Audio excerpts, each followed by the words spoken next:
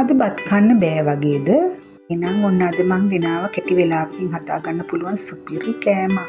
මේ තියෙන ස්වීට් කෝන් එහෙම නැත්නම් ඉරිඟු අපි හැමෝම කාලා තියෙනවා. හැමෝම දන්න කෑමක්.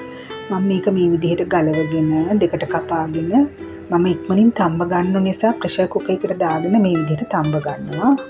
ඉරිඟු කියන්නේ හරිම පෝෂණීය ආහාරයක්නේ. ඔන්න ඉරිඟු ටික නම් මං ඉක්මනින් හොඳට තම්බ ගත්තා.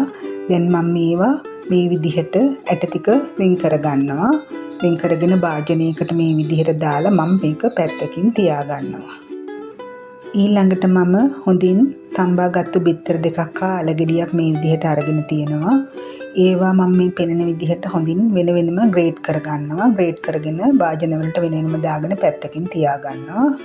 ඊළඟට බටර් ටිකක් රත් කරගෙන පොඩියට කපාගත් සුදු ලුණු ටිකක්, බී ලුණු ටිකක්, ක්‍රම්පි කොලයක් හා අම්මිරිස් ටිකක් මම මේ විදිහට එකතු කරගෙන යන්තම් බෙද ගන්නවා. ගම්මිරිස් කුඩු ටිකක් හා ලුණු කුඩු ටිකක්ද එකතු කර ගන්නවා. කපාගත් ලීක්ස්, කැරට්, ගෝවත් මම මෙතනදී එකතු කර ගන්නවා. මේවා ගොඩක් වෙලාවක් පිස ගන්න එපා. දැන් මම බිත්තර ටික හා අල ටිකත් එකතු කර ගන්නවා. ඉන්පසු ඉරිඟු ඇට ටිකත් මේ විදිහට එකතු කරගෙන හොඳින් මිශ්‍ර කර ගන්නවා. මේක බත් වෙනුවට හොඳ ආදේශකයක්. ඒ වගේම ඉහළම පෝෂණ ගුණයෙන් යුක්තයි.